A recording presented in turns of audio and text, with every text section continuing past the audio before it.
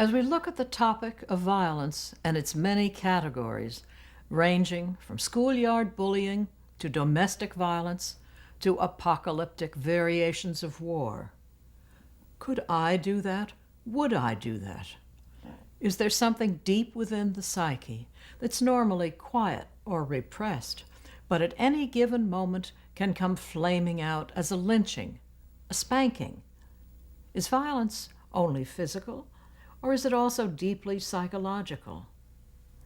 Does violence have a particularly national flavor, or is it universal? As Americans, we're sadly familiar with our own heritage, the treatment of Native Americans, of slaves, of internment camps, Vietnam. Other countries have their own histories: Germany, Japan, England, Russia, China. We all have something to answer for. We look outside of ourselves to see violence in others, those who are different, not like us. They are the violent ones. Is it the self, ourselves, that is the cause of violence? Krishnamurti on the violent self.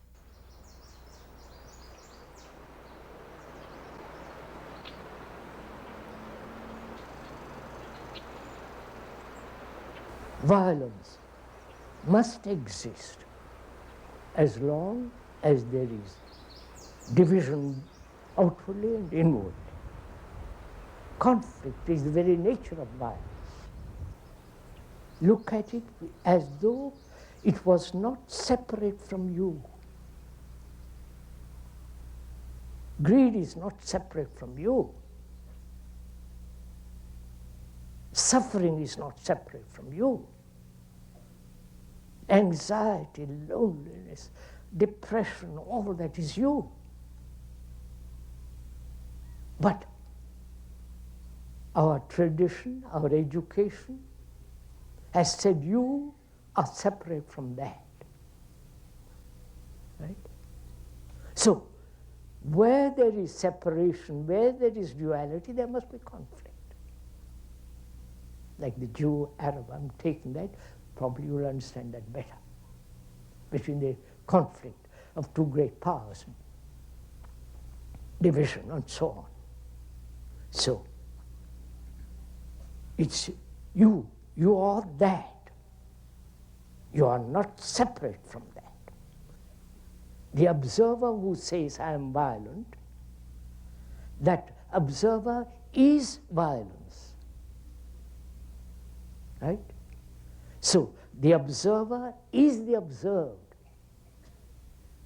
The thinker is the thought. Be with the thing as is,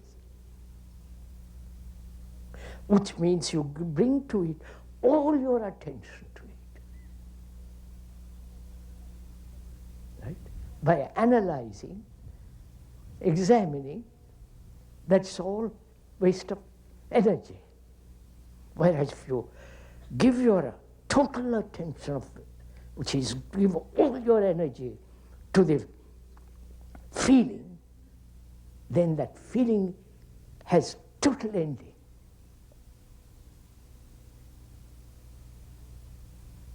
The word separates, but the fact of the feeling is me. Me is my nose, my eyes, my face, my name, my character, that's me. I'm not separate from all that.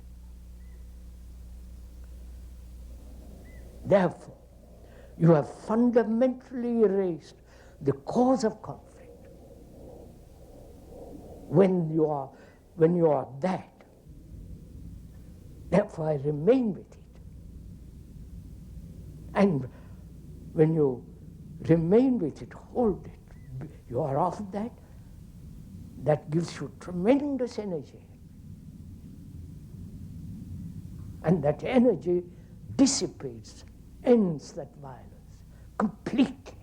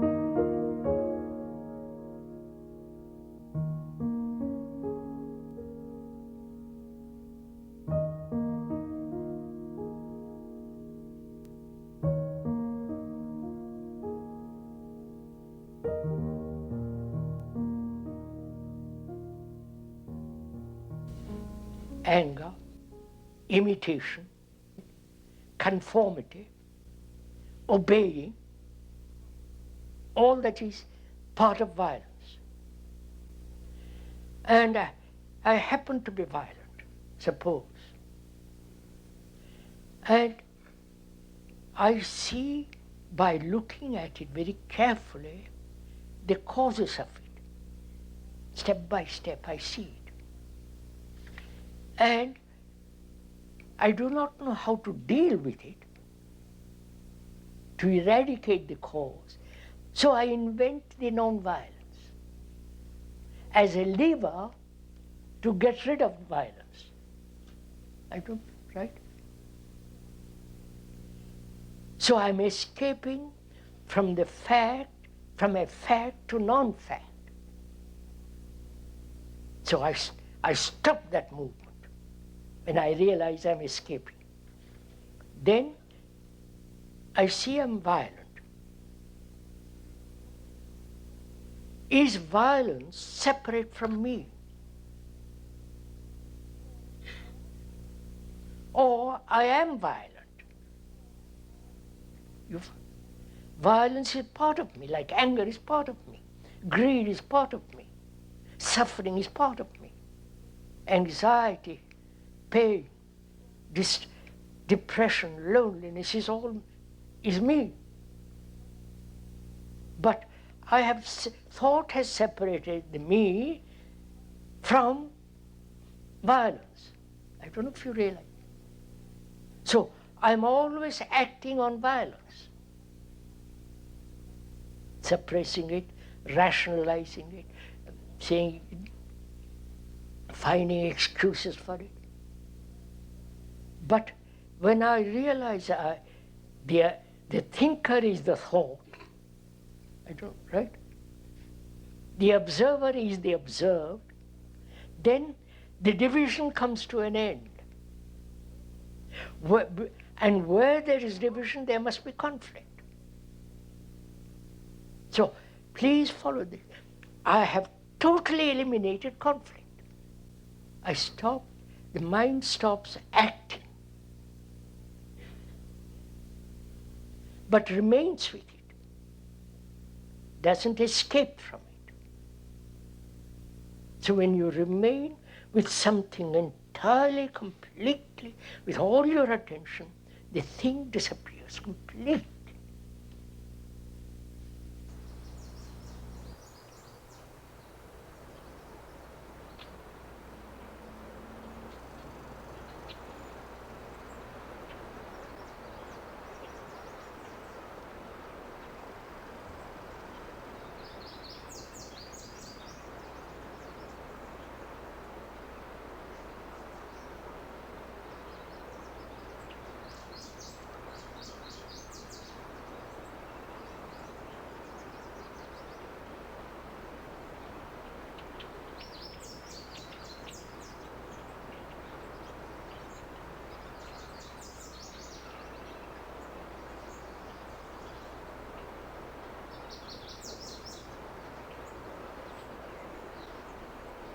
The freedom from authority implies the freedom from fear. Right. And the freedom from fear implies the cessation of every form of violence. If we stop violence, then our fear recedes? No, sir. It's not a question of recession, of fear. Let's put it around the other way, sir. Man is violent. Linguistically, psychologically, in daily life he is violent, which ultimately leads to war. There's a lot of it around. And man has accepted war as the way of life. Whether in the office, whether at home, or in the playing field, or anywhere, war he has accepted as the way of life, which is the very essence of violence. Yes. Now, and aggression and all that's involved. So, as long as man accepts violence, lives a way of life which is violent, he perpetuates fear, and therefore violence, and also accepts authority. So these three are a kind of vicious circle, each playing into the other. All and right. the churches say, live peaceful, be kind, and love your neighbor, which is all sheer nonsense. We can't go beyond it unless one is free from it. Not intellectually or theoretically, but actually be free from every form of authority. Not the authority of the expert, but the feeling of dependence on authority. All right. All right. I think that. Then, is it possible for a human being to be free completely of fear? Not only at the superficial level of one's consciousness, but also at the deeper level, what's called the unconscious. Otherwise, you're bound to accept authority of anybody.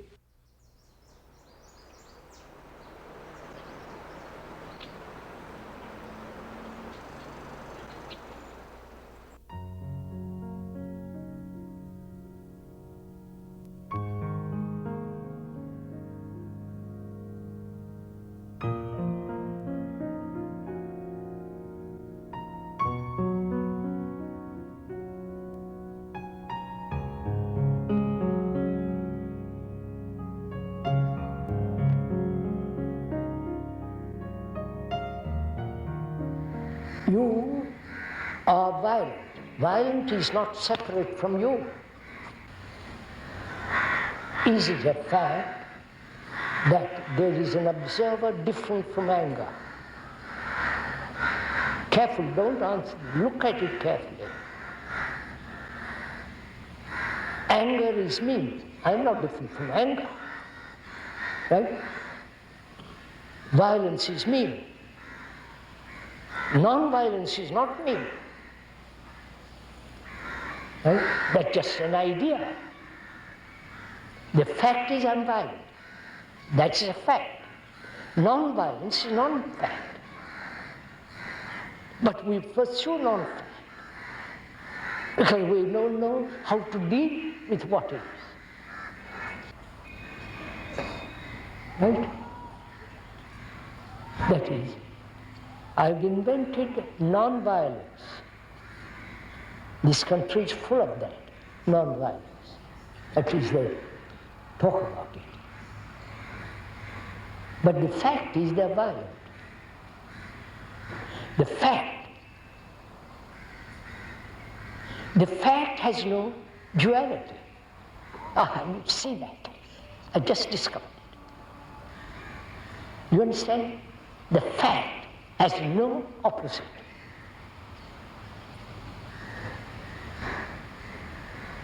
I am angry, that's a fact. But when I say I must not be angry, then duality arises. So, very interesting. I'm sure rain is going for all this. So, I'm angry. That's a fact. What am I to do? I won't say I must not be angry. Then I'm in conflict. You understand? I won't suppress it. There's no suppression, there's no escape, there's no transcending it. So what happens? Go on, sir. What happens when there is no movement away from the fact?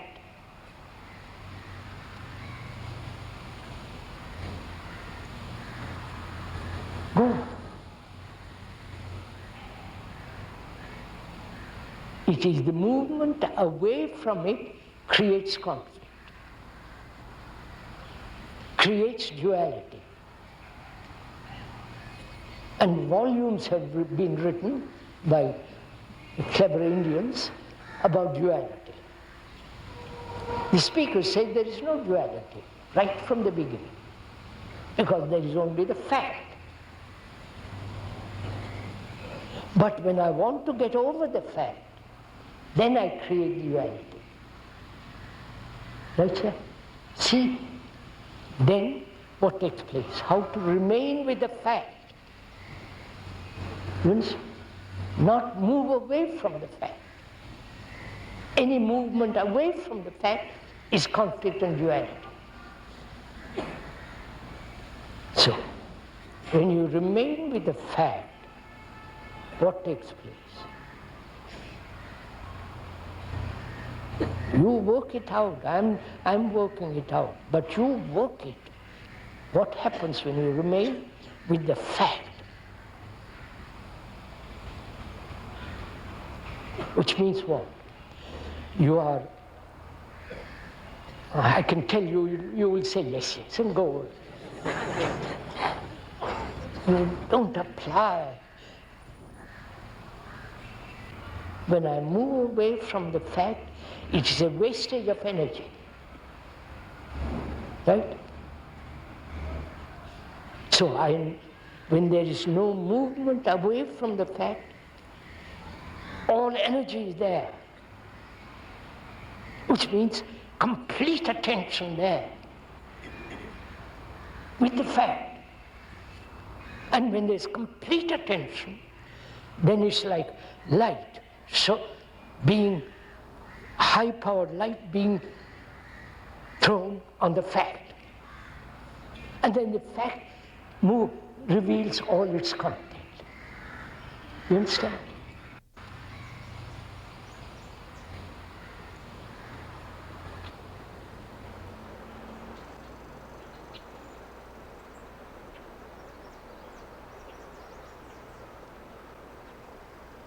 Physical violence, killing each other, hurting each other, physically, by word, by a gesture, by a look, right? We hurt each other.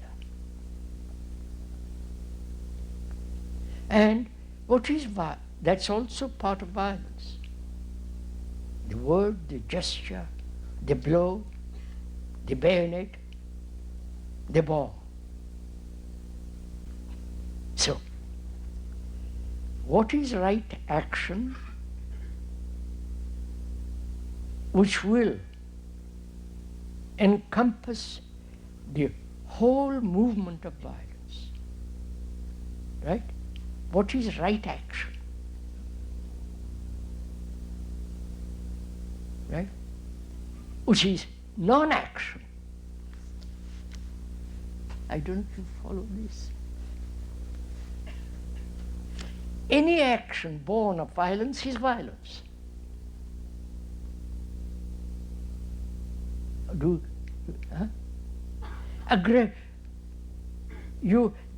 One country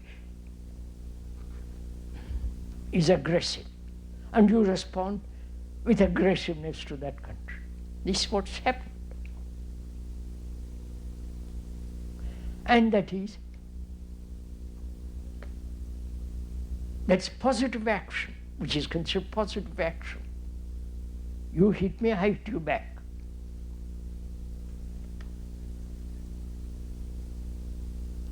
But seeing the whole nature of violence, observing it closely, there is only a state which is non-action. I wonder if you understand this.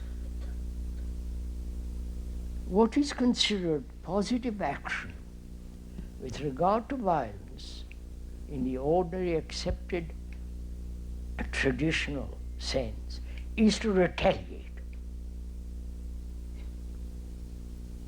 Right? This has been our tradition.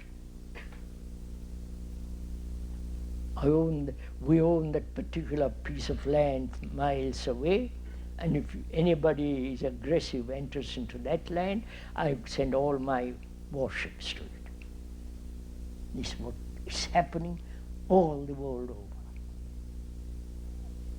meet aggression by aggression. And that's considered positive, realistic action. And this has been the history of mankind for thousands of years.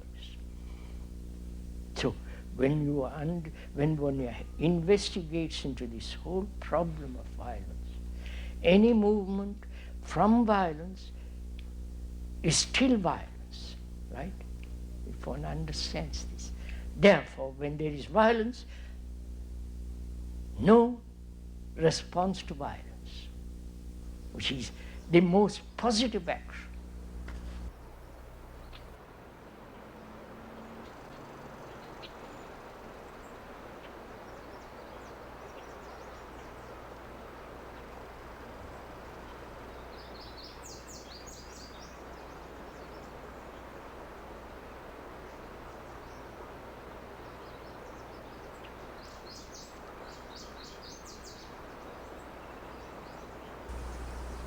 Please ask yourself, why do we choose psychologically, inwardly, say, I'll do this, I won't do that. This is right, that's wrong. I'm violent, but I must become non-violent. I have pride, but I've become humble. You understand? This inward choice going on all the time. I haven't understood the nature of violence, but I want to escape from that. Therefore, I create the ideal. So, after creating something which is not, then there is conflict between what is and what I think should be. This is what we are doing. So, I say to myself, before I achieve the other, which is non-violent, I must first understand what is violence. Violence is not only physical, but great deal, much more psychological. When I conform to a pattern, when I am being allowed to be programmed. Understand? When you tell me what I should do, because for the good of my soul or my psyche or whatever it is, and you become the authority. So when I accept authority, there is violence.